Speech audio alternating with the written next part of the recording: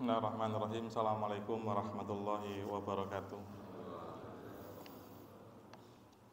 Alhamdulillahirabbil alamin alladzi arsala rasulahu bil huda wa dinil haqq liyudhhirahu 'alad dini kulli walau karihal musyrikun.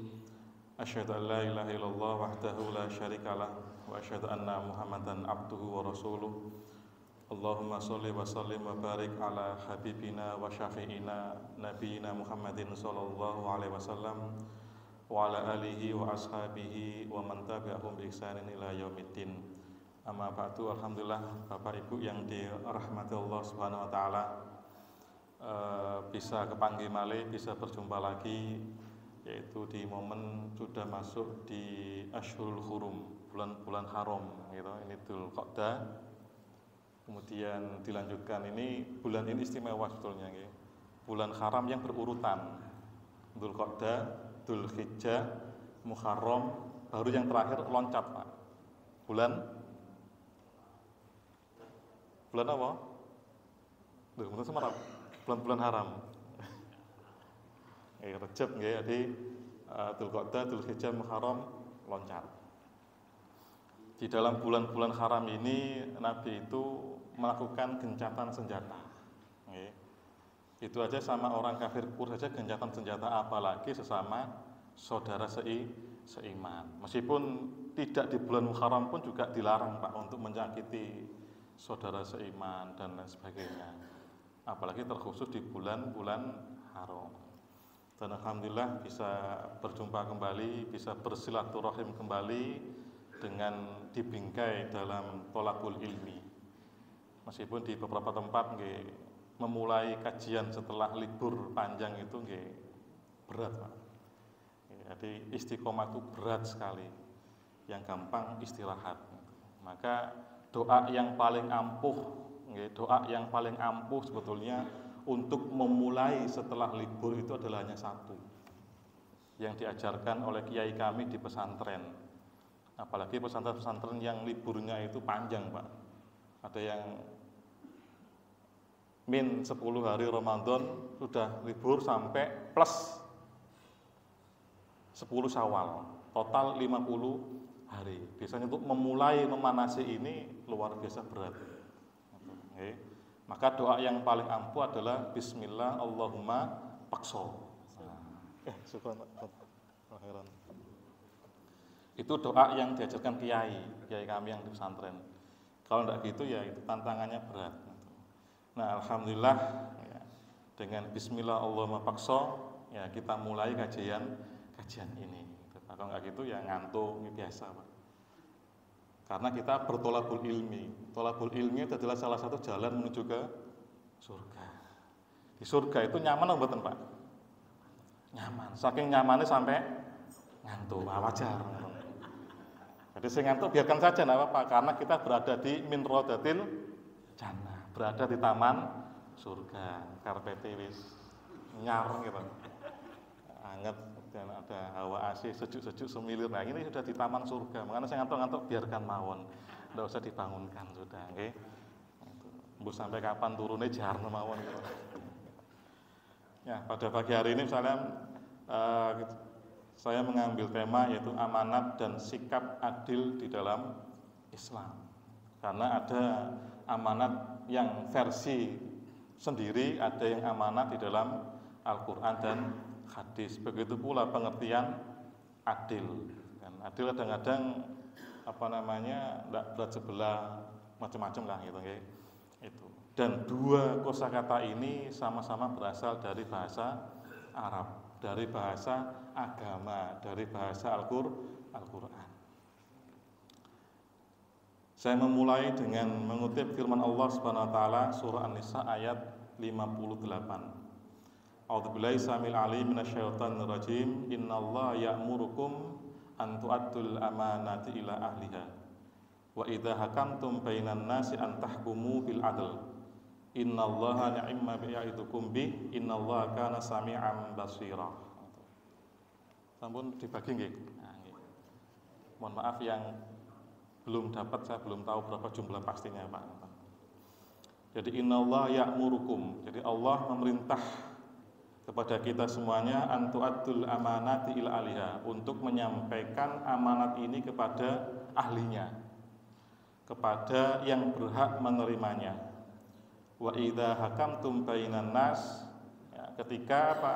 Menetapkan, memutuskan atau mengadili hukum di antara manusia, maka antahkumu bil adl, hendaklah kita memutuskan, ya, menetapkannya dengan seadil-adilnya.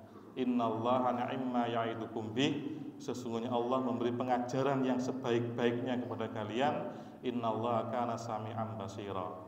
Ditutup dengan kalimat innallaha kana sami'an basira. Allah Maha mendengar dan Maha melihat. Basir, Pak. Betul-betul mengawasi, Pak. Apakah kita menyerahkan amanat ini kepada ahlinya, menunaikan amanat, ataukah kita tidak berbuat adil, itu Allah terus mengawasi, Pak. Makanya menggunakan kata basir, Pak. Nah, pada umumnya orang awam memaknai kata amanah dengan makna yang sempit. Mungkin guyonan amanah gitu ya, menitipkan barang titipan gitu. Padahal kata amanah itu sendiri punya cakupan yang luas, ya, tidak hanya terbatas pada makna tersebut.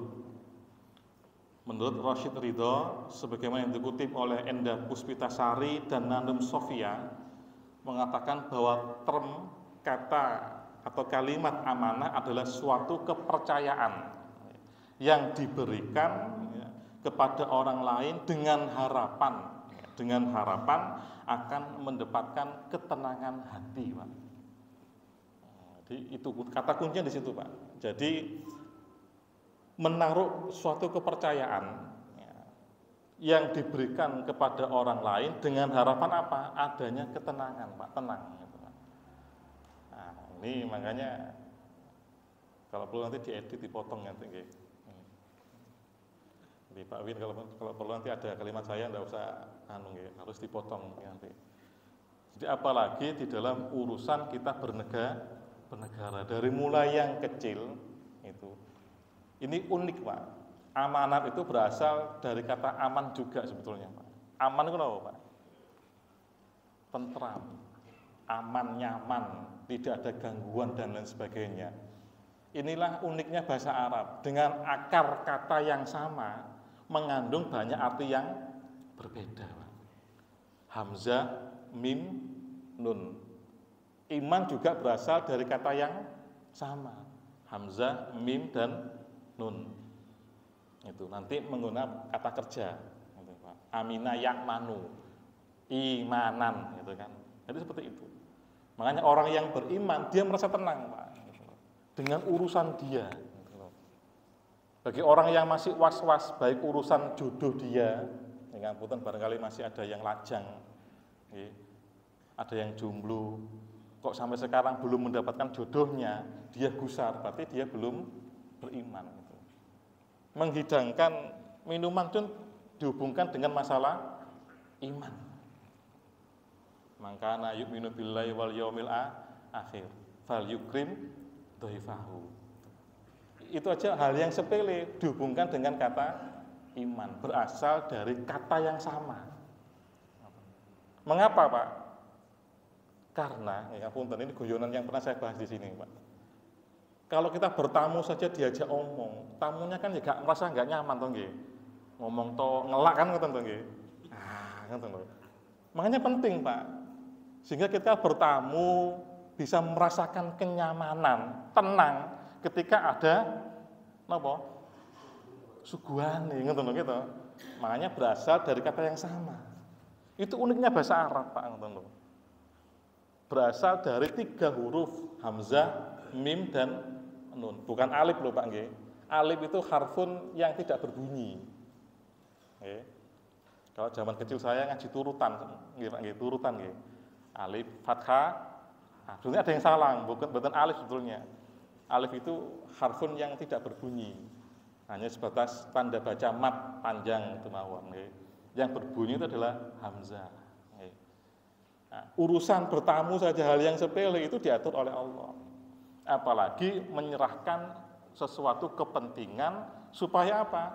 Supaya kita ini merasa tenang dan nyaman. apalagi dalam skup yang sangat besar, urusan di dalam hal tata negara. Makanya jenengan kita ini tidak merasanya nyaman.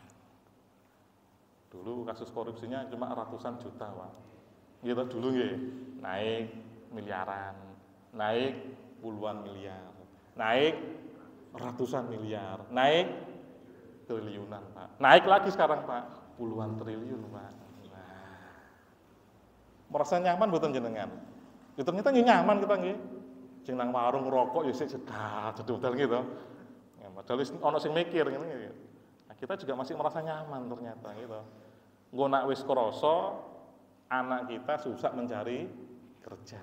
Makanya jangan menggantungkan sesuatu kepada orang gitu, Pak. Maka kita menggantungkan itu dengan Allah. Maka merasa nyaman. Kadang-kadang kita nggih ngapunten, kadang-kadang kita anak-anak kita arahkan untuk supaya menjadi pegawai negeri sipil gitu, ASN gitu. Seakan-akan kalau tidak ASN tidak bisa urip. Saya ini di daerah Awang-Awang, Pak, itu. Saya mampir di warung, Pak, itu, di warung. Pada saat itu wis pakai biasa-biasa itu masih ada yang bisa baca tentang saya. Jenengan guru nggih, Pak, nggih. Gitu. Jadi wajah saya ini mudah dikenali, jenengan guru, Pak, nggih. Mantan guru gitu. Tuh, kok elek mantan nggih, rumiyin ngajar sampeyan pun mboten ngajar. Berarti kan mantan gitu ya. Mantan menteri, bekas menteri, mantan guru, nggih, meskipun tidak diformal gitu. Jadi itu pun, Pak, bertanya-tanya bagaimana caranya bisa masuk di guru PNS, Pak, ASN gitu, Pak. Dengan berbagai macam. Atus pinten gaya mlebete. Waduh, mboten semerap kula. Demi menyiapkan anaknya supaya apa? Bisa masuk menjadi guru pegawai negeri, Pak, guru ASN. Sampai segitu, kekhawatiran orang tua sampai segitu, Pak. Seakan-akan kalau tidak jadi guru PNS itu tidak bisa makan, paling gitu. Alhamdulillah kalau nggih mulai tahun 2000 sudah ngajar mulai swasta sampai sekarang nggih masih hidup. Makanya itu menggantungkan semuanya kepada Allah, menyerahkan, menitipkan semuanya kepada aman. Jangan kemudian kalau ndak nggak bisa. Ya. Saudara saya kerja di pabrik Jatim Wood Kletek, Pak. Berkali-kali mencoba untuk tes TNI, Pak. Ya, untuk apa? Ya supaya apa? Ben gak nang pabrik, nah itu loh. Biar ndak di pabrik terus. Ya ini kan apa? Karena iman kita masih menitipkan amanah ini bukan kepada Allah. Nah, begitu pula urusan paling kecil sampai paling tinggi, Pak. Lebih jauh Al-Quran mengungkapkan hal tersebut setidaknya ada sekitar 7 kali. Jadi 7 kali Allah mengulang kata amanah yang ada di dalam Al-Quran dan tersebar pada ayat-ayat makiyah ataupun madaniyah. Jenengan cari, Pak. Saya tidak mengutip di sini, tidak saya saya masukkan ke dalam makalah indah supaya jenengan mau berusaha. Cari kata amanah di dalam Al-Quran yang sebanyak 7 kali. Saged jenengan mencari tanpa bantuan Google. Ayo, tanpa bantuan Google jenengan mencari kata amanah yang diulang di dalam Al-Quran sebanyak 7 kali. Saged jenengan. Saya bisa mencari kata ini hanya dalam hitungan detik tanpa bantuan Google, Pak. Bisa jenengan. Saya hanya bantuan dari kitabnya Dr. Muhammad Fuad Abdul Baqi. Apa namanya kitabnya? Mu'jam Mufahros li Al-Fadil Quranul Karim. Itu tawon, Pak, sudah. Belum punya kitabnya jenengan. Aduh, zaman saya dulu Pak Hasim saya dimarahi, Pak, gitu, Pak. Waktu zamannya Pak Hasim masih sugeng gitu. Tuku kitab gak iso, tuku rokok sak cepet iso. Zaman dulu tuh Sampurna, Pak, yang rokok yang paling mahal gitu. Tuku rokok Sampurna sak cepet iso, tuku kitab Mu'jam Mufahros kok gak iso. Padahal harganya sama dengan sebungkus rokok. Betul, Pak. Jangan cari kitab Mu'jam, Pak, di Shopee atau di apa gitu, Pak. Jual kitab Mu'jam Mufahros di Al-Fadil Quran Dr. Fuad Abdul Baqi, Muhammad Fuad Abdul Baqi. Ketemu Pak, berapa? Murah Pak. Tebel kitabnya Pak. Sudah pernah hitung berapa kalimat Allah di dalam Al-Quran? Ada berapa jenengan? Nggak usah bantuan Google Pak, nggak ada malas jenengan. Mau coba. Saya punya kitabnya, dulu punya 2 Pak, terus diminta oleh orang 1, tinggal 1. Kalau penerbit luar negeri mahal, lebih baik penerbit yang Indonesia saja, agak murah. Saya dulu beli cuma 35.000 Pak. Dulu, zamannya Pak Hasim masih Sugeng. Saya ngaji tahun 97 di beliau itu. Punya kitabnya itu, Mu'jam Mufahros li Al-Fadil Quran Karim. Harus punya Pak. Jadi berapa diulang, itu nanti ketemu. Di surat berapa, ayat berapa, semuanya ketemu Pak.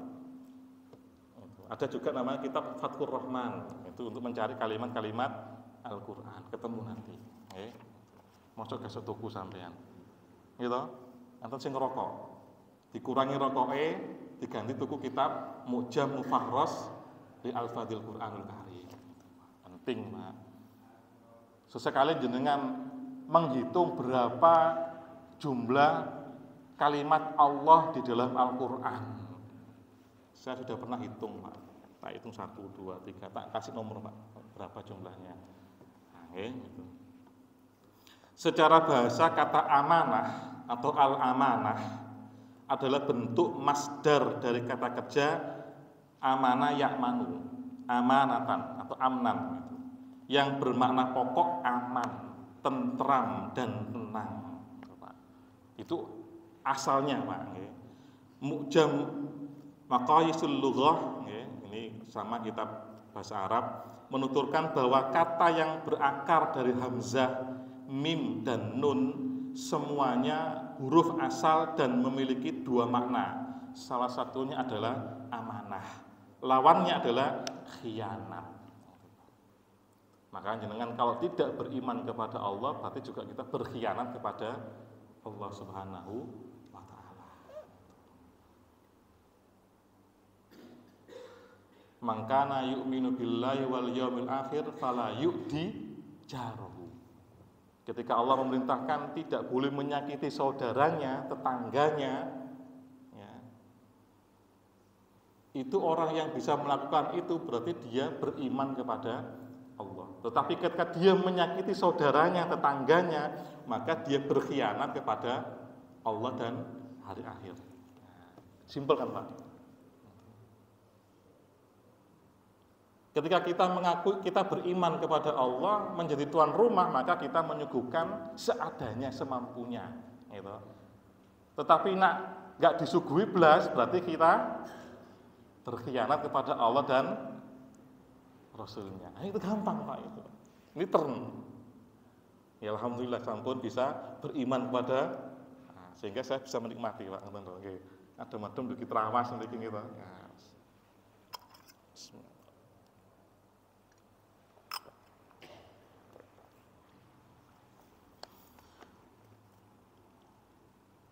Dengan makna sukunul qalb, tentramnya hati. Itu arti amanah Pak. Secara bahasa. Ini dalam kitab Mu'jam Maqayisul Lughah yang dikarang oleh Ahmad bin Faris. Sementara itu menurut Ar-Raghib Al-Isfahani memaknainya dengan kalimat tuma'ninatun nafs wa zawalul khawf atau khauf, yaitu ketentraman jiwa, tuma'ninah an-nafs, ketentraman jiwa, wa zawalul khauf, dan hilangnya rasa takut atau khawatir. Ini pernah saya bawa kitabnya Pak, Al-Mufradat fi Ghoribil Quran, pernah saya bawa. Adapun makna amanah dalam kamus terbitan Indonesia, seperti kamus Al-Munawir, kamus Al-Munawir yang diterbitkan oleh Krapyak, Pondok Pesantren Krapyak Jogja, adalah segala perintah Allah kepada manusia, lawan dari khianat dan titipan. Itu Al-Munawir Pak. Saya punya kamus Al-Munawir itu. Nah, sedangkan dalam Kamus Besar Bahasa Indonesia KBBI, amanah diartikan dengan pesan yang dititipkan kepada orang lain untuk disampaikan.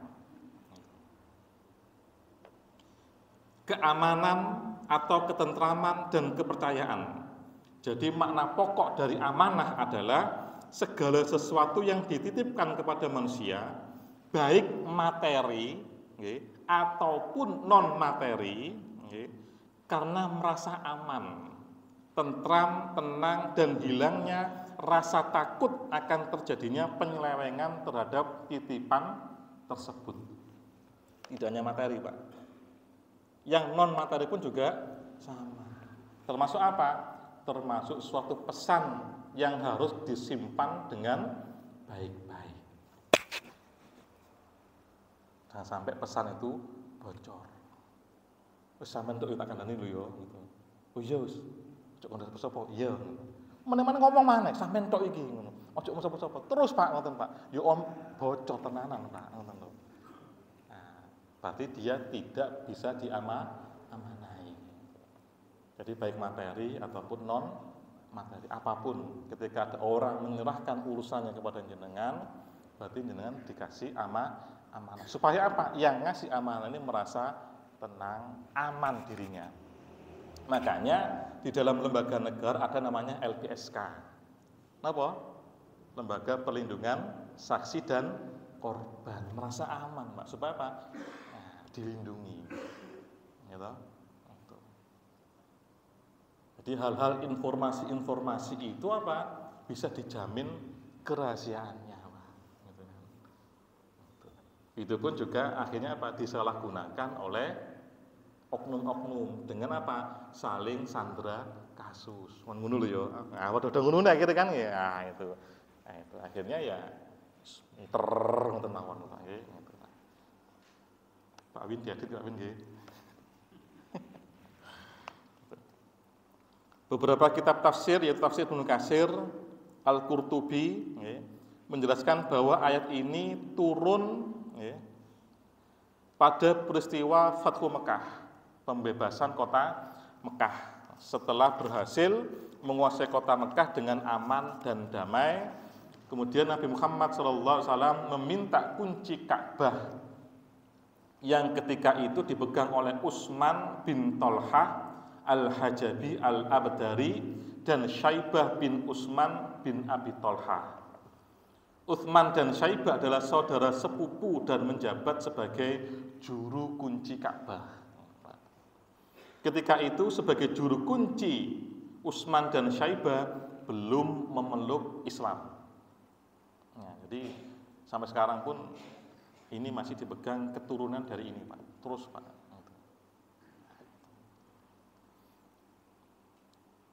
Namun setelah keluar dari Ka'bah, Nabi Muhammad langsung membaca ayat di atas.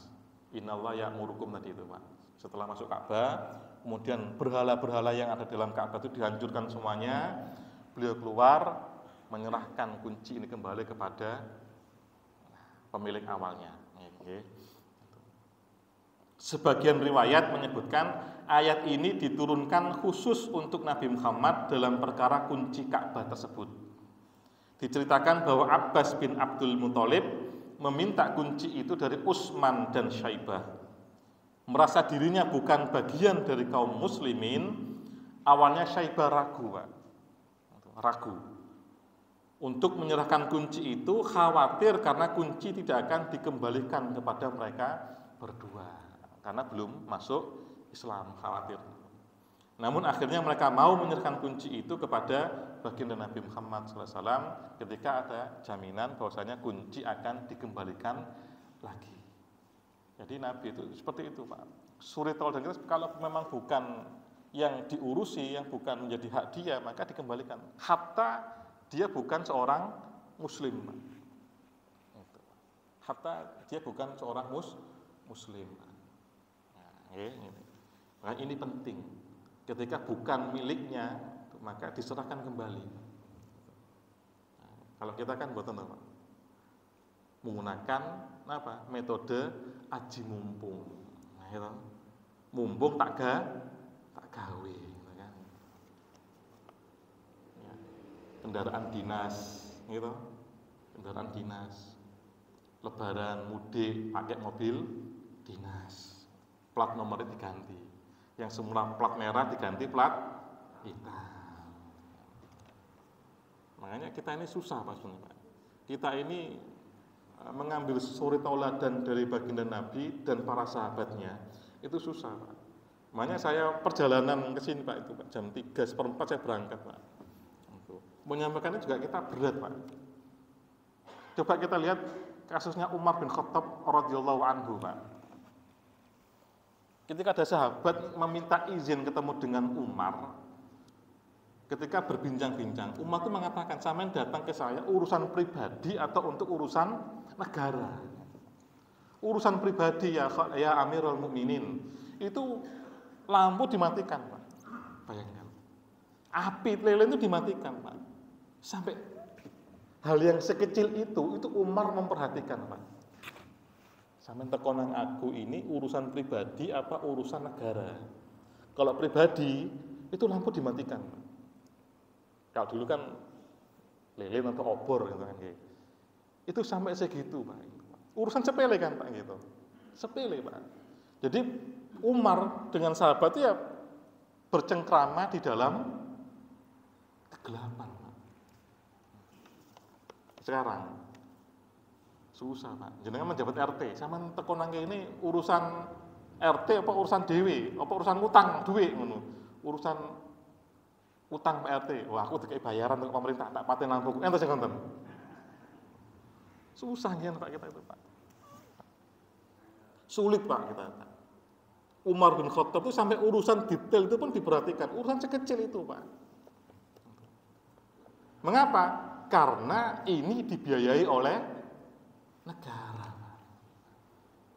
Nah, sekarang kan boten toh Pak, mumpung aji mumpung dia menjabat menggunakan fasilitas negara demi untuk kepentingan pribadi, golongan dan partai politik Pak.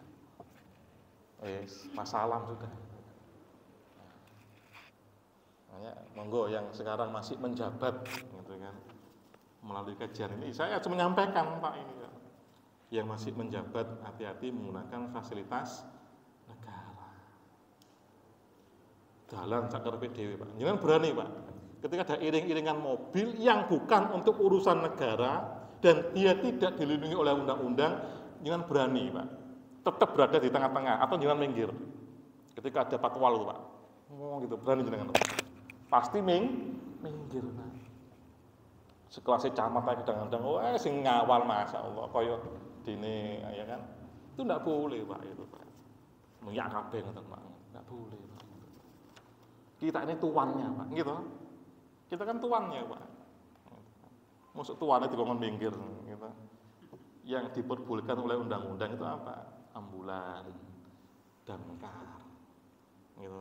Presiden tentang urusan negara loh, gitu. Kemudian tamu undangan internasional itu diantaranya Pak, pejabat-pejabat tinggi untuk urusan negara itu yang lain itu tidak boleh sudah Pak. Mana klub muge gitu Pak, dikawal polisi Pak. Waduh, ya sudah. Nggak usah minggir Pak jenengan Pak. Nak berani loh jenengan loh. Amanat ini Pak, gitu Pak. Amanat. Dan mereka tidak mendapatkan amanat dari undang-undang itu Pak. Dia tidak mendapat amanat dari undang-undang. Makanya kata amanat pun diselipkan kepada disambungkan atau digabungkan atau disandingkan dengan undang-undang. Sesuai amanat dari undang-undang. Berarti kalau tidak sesuai dengan amanat artinya apa? Artinya apa berarti? Khianat gitu. Ini urusan sepele, Pak. Umar bin Khattab pun juga sama, urusan sepele, Pak. Nah, makanya susah. Coba mawon kalau di sini ada yang menjadi RT, RW, sampean urusan pribadi atau urusan anu.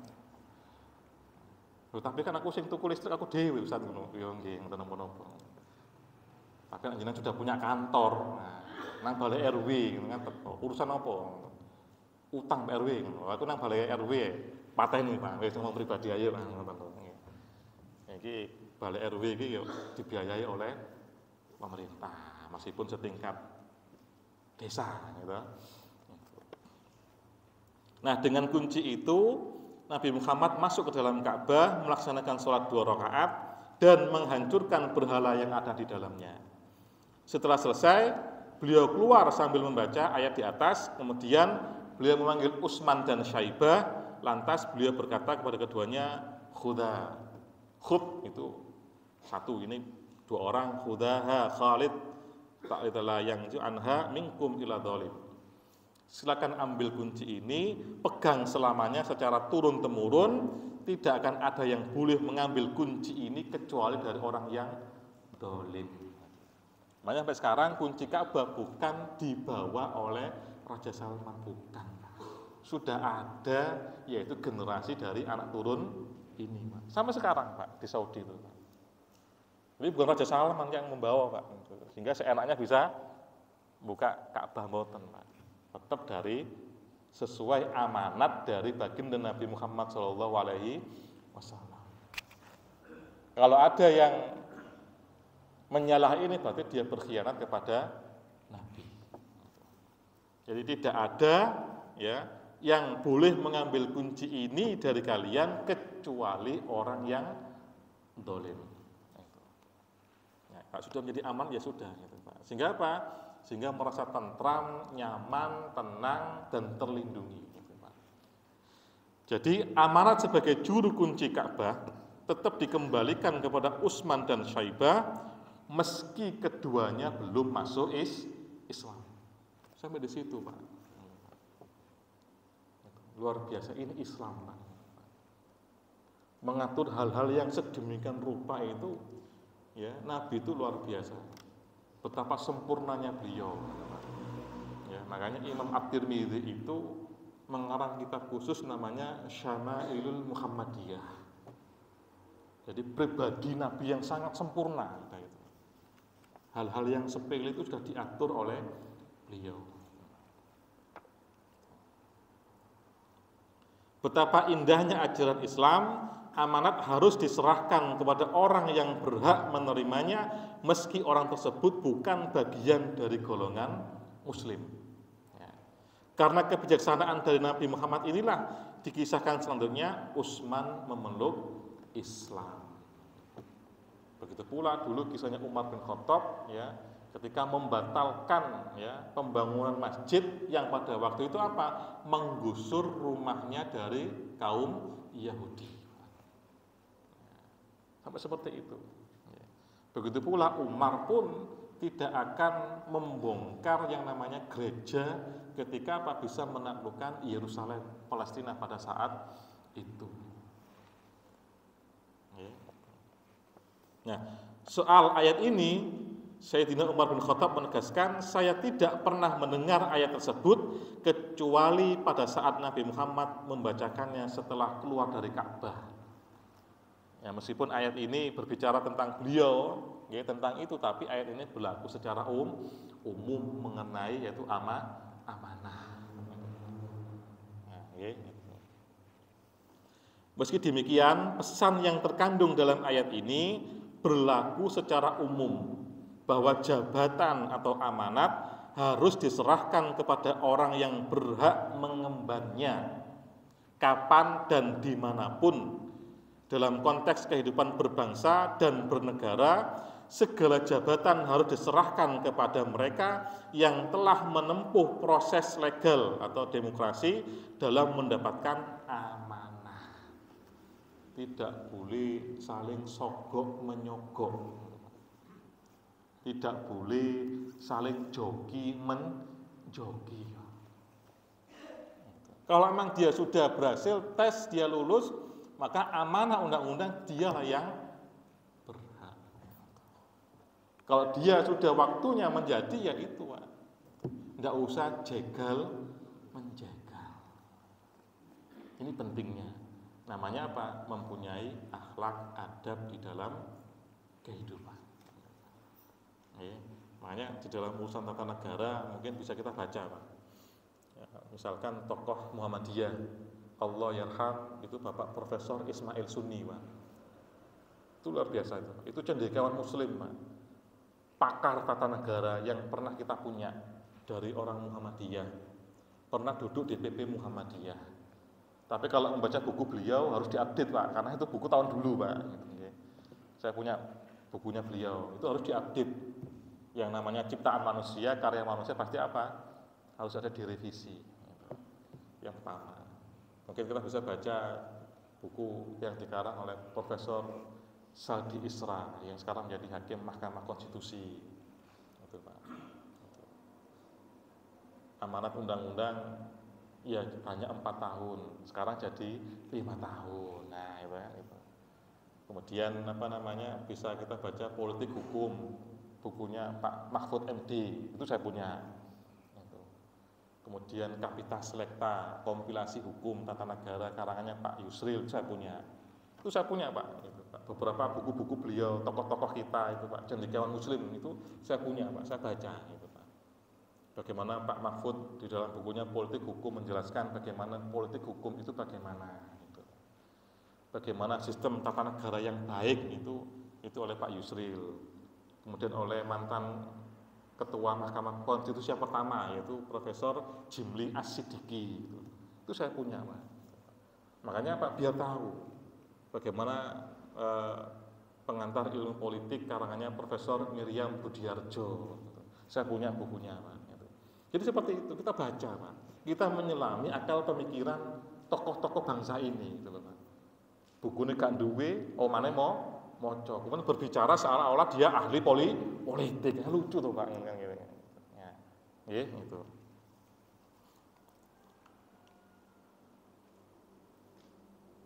Jika jabatan itu adalah presiden, gubernur, dan lain-lain, maka wajib bagi rakyat untuk menyerahkan jabatan itu kepada siapa saja yang memenangkan kontestasi pemilihan umum, kemudian mentaatinya. Makanya hati-hati bugot, jangan sekali kita terpancing, Pak, dimakzulkan, diimpeachment dan lain sebagainya, Pak. Susah, Pak. Kalau dimakzulkan, bugot itu hukumnya luar biasa, Pak. Kalau kita makar, bahasa anunya makar, bugot dalam bahasa pidana Islam itu bugot, gitu, Pak. Itu kalau gagal itu hukum mati, Pak, itu, Pak. Kalau gagal, Pak. Makanya penting kita juga berbicara tentang fikih tata negara. Seperti ini karangannya Kiai Haji Afifuddin Muhajir. Ini tentang fikih tata negara, di dalamnya disertakan kaidah fikih, usul fikih, Pak. Kemudian fikih siasah, fikih politik yang dikarang oleh Profesor Dr. Abdul Muin Salim, seperti ini, Pak. Itu penting kita, Pak. Umat ini penting membaca seperti ini supaya paham, gitu, Pak. Menyerahkan urusan itu kepada siapa. Makanya ketika jenengan besok pemilu, itu berarti jenengan apa? Menyerahkan amanat ini kepada yang dipilih. Makanya ketika nanti ada orang datang ke jenengan minta doa restu dan lain sebagainya, sampaikan, Pak, itu, Pak. Ini amanat loh ya, gitu. Kasih ini, Pak. Makanya makalah saya jangan hilang nanti ini, Pak. Ono sing nyalek kayak ono ini, Pak, sing nyalek, Pak. Lho wacan sik gitu. Iso enggak awakmu? Berani jenengan. Kok wis dadi nang kono kursine empuk, gitu. Ada biaya-biaya ini untuk konstituennya, ternyata tidak disampaikan ke dapilnya, dikuasai, dimakan sendiri. Nanti 5 tahun lagi akan datang lagi minta doa restu, ya toh. Nah, ini, Pak, disampaikan, Pak, amanat ini, Pak. Makanya ada dulu namanya mandataris MPR, Dewan Perwakilan Rakyat. Sana wakil kita, Pak. Berarti apa? Kita mengamanahkan kepada 565 anggota DPR dari masing-masing dapilnya, daerahnya dan lain sebagainya, termasuk DPD, DPR, pusat, tingkat 1, tingkat 2, presiden dan wakil presiden, gubernur, bupati, gitu, itu, kepala desa, itu kan, ini amanat. Karena apa? Lawan dari amanat berarti dia berkhianat. Makanya asal katanya sama, berkaitan dengan keimanan kepada Allah Subhanahu wa Ta'ala dan hari akhir. Ngeri, Pak. Makanya amanat iman itu dihubungkan Allah dan hari akhir. Konsekuensinya apa? Ketika dia berkhianat, tanggung jawabnya adalah kepada Allah yang nanti akan ditanyakan pada hari akhir. Berat, Pak. Ayo, tetap nyalek sampean. Ayo, tetap nyalek sampean. Saya ditawari di Sidoarjo. Wis gak kapok saya itu. Saya dulu tahun 2009, Pak, nyalek, Pak, ya dulu, Pak, di Sidoarjo, Pak. gak diizini bojo saya, selesai sudah itu. Makanya hati-hati Pak. Apakah tidak boleh? Tidak boleh tetap. Umat Islam tidak boleh lepas dari politik, siapa lagi? Ya, tetapi kalau sudah kita ketahui itu adalah kader-kader kita dan bismillah kita berikhtiar, dia mampu dalam mengemban amanah ini, maka kita dorong bersama-sama. Jangan didorong toh Pak, didukung, terus apa? Diawasi. Ketika dia lalai, diingatkan. Amanah lo yo. Gitu loh. Sama dengan Umar, ketika Umar ya, semuanya berbaiat pada Umar, setuju diangkat Umar sebagai khalifah, itu ada yang berani Pak itu Pak. Saya lupa teksnya arahnya Pak, itu saya lupa Pak. Itu ada salah seorang sahabat itu sambil mengacungkan pedangnya Pak, itu, Pak. Ya Amr, jika engkau melenceng, ya, maka akan kami luruskan dengan pedang saya Pak. Itu Umar nggak marah-marah Pak, malah apa? Bersyukur. Ada yang seperti ini Pak. Nggak enak Pak. Nggak enak. Terus ada yang berani, ya nggak enak ya. Nah, ketika ada saudara yang jadi, para nang omane, nang ngarep omane. Sampeyan jadi lho yo, lali sampean. Ayo, tak duduki bareng-bareng sampean. Nah, itu lho Pak, itu lho Pak. Itu lho. Kenapa? Bukan apa-apa, untuk menyelamatkan saudara kita dalam mengemban amanah. Itu. Jangan dibiarkan saudara kita yang diamanai menanggung amanah di pundaknya ini kemudian kita biarkan nyungsep Pak. Itu. Makanya tetap kita kawal supaya apa? Dia tetap bisa menjalankan amanah. Gitu loh. Paham ya? Penting Pak, karena urusan dia dengan Allah dan hari akhir. Jangan sampai saudara kita itu nanti berurusan yang cukup lama dengan Allah dan merasa berat nanti pada hari akhir. Wis nang dunya berat, nang hari akhir juga berat. Oke. Oleh sebab itu, ayat di atas diteruskan dengan ayat yang mengandung pesan kewajiban taat kepada pemimpin atau ulil amri. Ya ayyuhalladzina amanu atiullaha wa atiur rasul wa ulil amri minkum. Jadi surah An-Nisa ayat 58 tersebut mengandung pesan dua arah. Pertama, kewajiban rakyat terhadap pemimpin dengan menyerahkan jabatan kepemimpinannya kepada orang yang berhak Pak mengembannya. Apakah ada pemimpin yang tidak berhak untuk mengemban? Banyak Pak.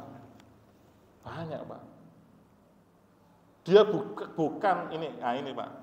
Ini beberapa rancangan undang-undang itu disorot Pak. Mengapa disorot? Karena bukan bahasa hukum yang dipakai Pak. Bukan bahasa hukum Pak. Bahasa apa? Bahasa politik. Artinya apa? Artinya ada suatu kalimat yang bias. Tahu bias Pak? Multi tafsir Pak. Banyak itu.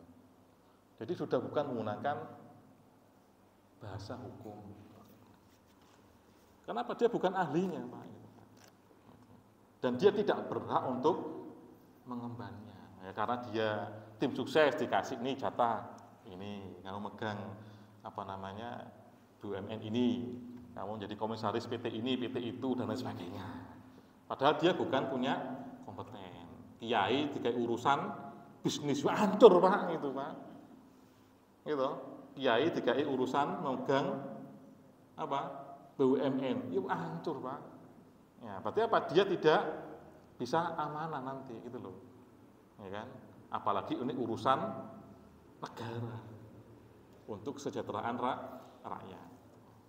Kedua, kewajiban pemimpin terhadap rakyat dengan menunaikan segala janji dan apa yang memang menjadi hak rakyat. Inilah makna amanat yang harus ditunaikan oleh siapapun dan bersifat wajib dalam ajaran Islam. Bahkan Nabi Muhammad SAW bersabda, "Addal amanah ila man tamanaka, wala takhan min khaliq."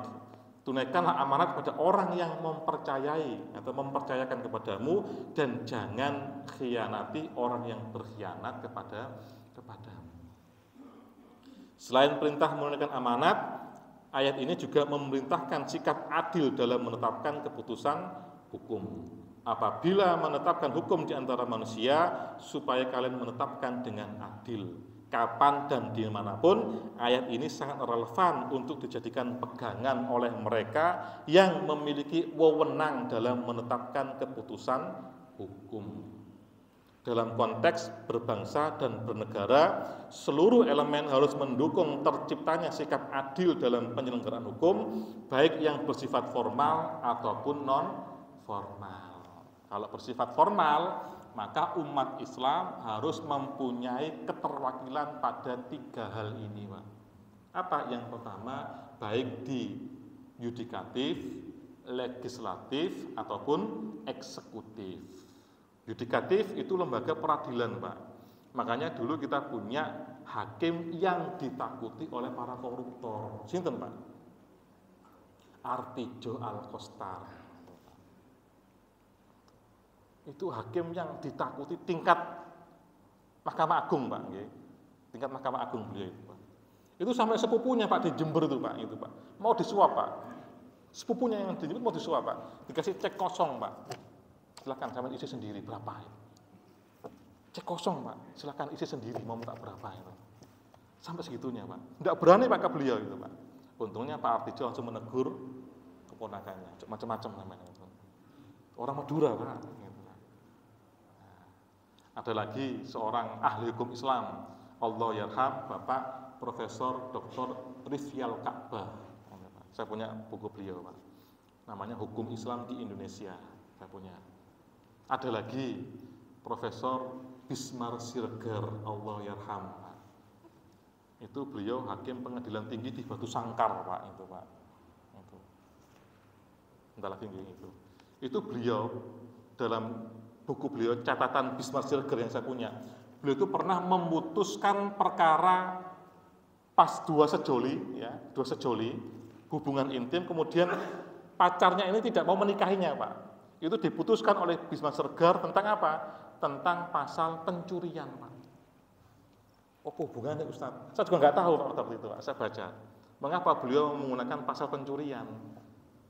Di dalam tulisan beliau diberi judul Burungnya si Bismar. Lucu burungnya. Di tulisannya itu burungnya si Bismar.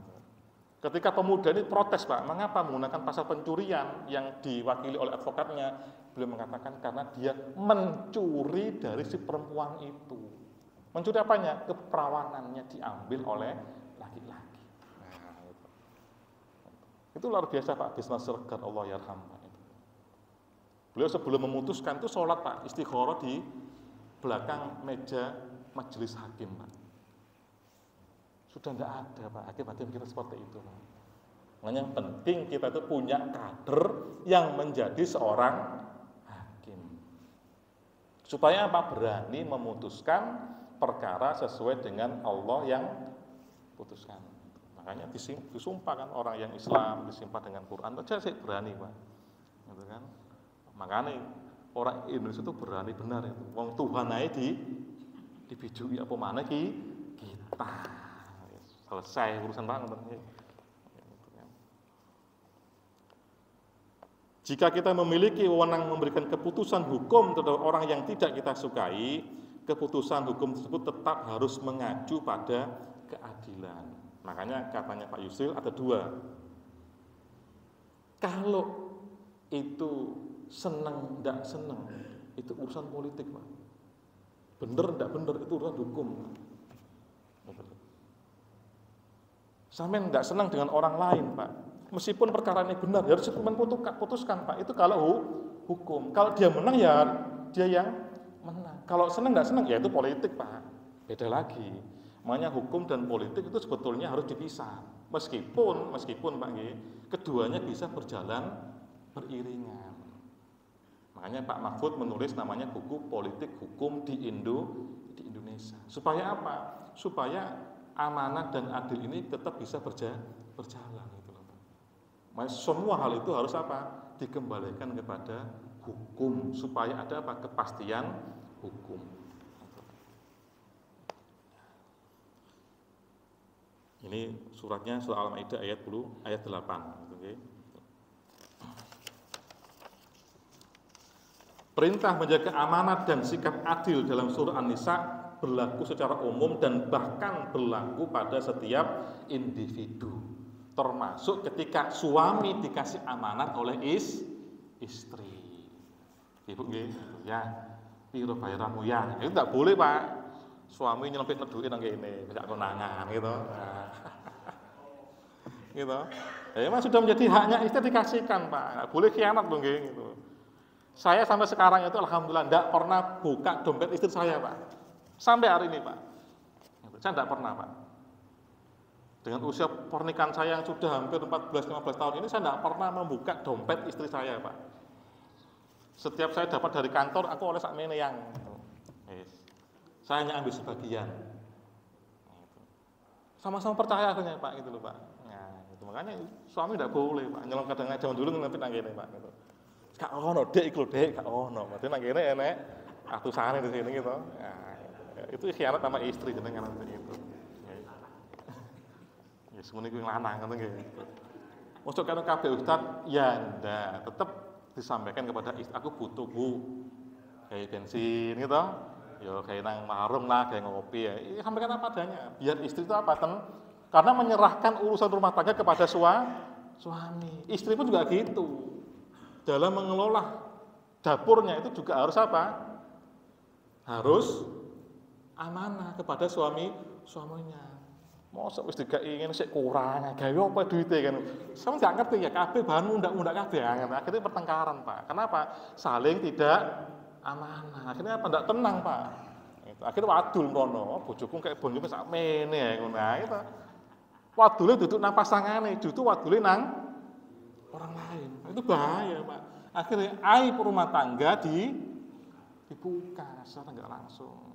Makanya amanah. Suami istri pun juga harus supaya Pak rumah tangga ini aman, tentram gitu. Sak enak-enake masakane bojo tapi nak tukaran, Pak, ya. Sak enak, Pak. Tapi nak tenang, masuk mangan sambal pencok, tempe penyet wis cukup rasane. Enak asal ono kerupuk. Sudah nyaman, Pak, saya itu, Pak, itu, Pak. Nah, ditanya istri, masa apa yang wis sambal kecap, tahu tempe wis anget enak wis gitu. Cukup sudah gitu loh. Apa aman, Pak, tentram. Karena apa? Amanah ditunaikan. Gitu. Nah, Syekh Mutawalli Asy'arawi menjelaskan bahwa sikap adil berlaku bagi setiap individu, bahkan dalam menentukan keputusan hukum untuk hal-hal yang bersifat remeh. Orang tua kepada istrinya, kepada anak-anaknya. Itu harus, Pak. Asy'arawi menukil sebuah kisah pada ada dua bocah yang meminta penilaian kepada Hasan bin Ali bin Abi Thalib tentang gambar yang mereka buat. Dua bocah itu minta Hasan memberikan penilaian gambar siapa yang lebih indah. Kemudian Imam Ali lantas berkata kepada Hasan putranya, ingatlah wahai Hasan, penilaian putusan yang akan kau tetapkan pasti akan Allah mintai pertanggungjawaban. Itu sampai urusan gambar anak mawon. Itu makanya harus bisa apa? Memakai bahasa diplomasi, tidak menyakiti anak ataupun istri. Ketika istri sudah menunaikan amanahnya, ya jangan dicela. Gunakan bahasa diplomasi. Itu yang diajarkan Nabi di dalam kitab Adabul Mufrad oleh Imam Al-Bukhari. Bagaimana caranya? Boleh berbohong dalam beberapa hal, 3 hal. Di antaranya bohongnya suami kepada istri untuk kemaslahatan. Misalkan, istrinya wis dimasak, no, Pak, sudah masak. Ibu kasih nih, ibu anyep ngatakan. Jangan dicela, Pak. Mengapa? Istri sudah menunaikan amanahnya kepada jenengan. Kok malah jenengan celah? Pure enggak? Pure. Wah sini Bu, sampe arep rabi maneh tang lho ya. Perkara maneh sampe nek ngoten. Perkara maneh itu. Ketika istri sudah menunaikan amanahnya, maka kita apa? Wajib mendukungnya. Luar biasa bojo kira-kira. Terlalu semangat sampai enak banget to. Bahasa enak menggantikan bahasa asing. Ngoten lho. Maksud sih, iya coba nah. Lho kasihan ya ngono ya. Sama terlalu semangat, makan terlalu gak koyok biasa. Ya gitu loh, Pak. Ini penting, Pak, menggunakan bahasa apa? Ya, yang mengandung bias itu penting, boleh lah. Oke. Nah, dalam beberapa kitab hadis dikisahkan Aisyah tentang seorang perempuan Al-Makhzumiyah yang melakukan pencurian. Ini Pak hadisnya. Sahabat Nabi itu marah, Pak. Laula Fatimah binti Muhammadin saraqat laqata'tu yadaha. Penting yang namanya amanah dan sikap adil itu bisa mulai kita jalankan, dimulai dari diri kita sendiri, kemudian istri kita, anak-anak kita, dalam keluarga kita. Inilah sekalian yang dirahmati Allah, kajian kita pada pagi hari ini. Mohon maaf atas segala kekhilafan dan kekurangannya. Kita akhiri dengan doa kafaratul majelis. Subhanakallahumma wa bihamdika asyhadu an la ilaha illa anta astaghfiruka wa atubu ilaik. Billahi hidayah wa taufik. Assalamualaikum warahmatullahi wabarakatuh.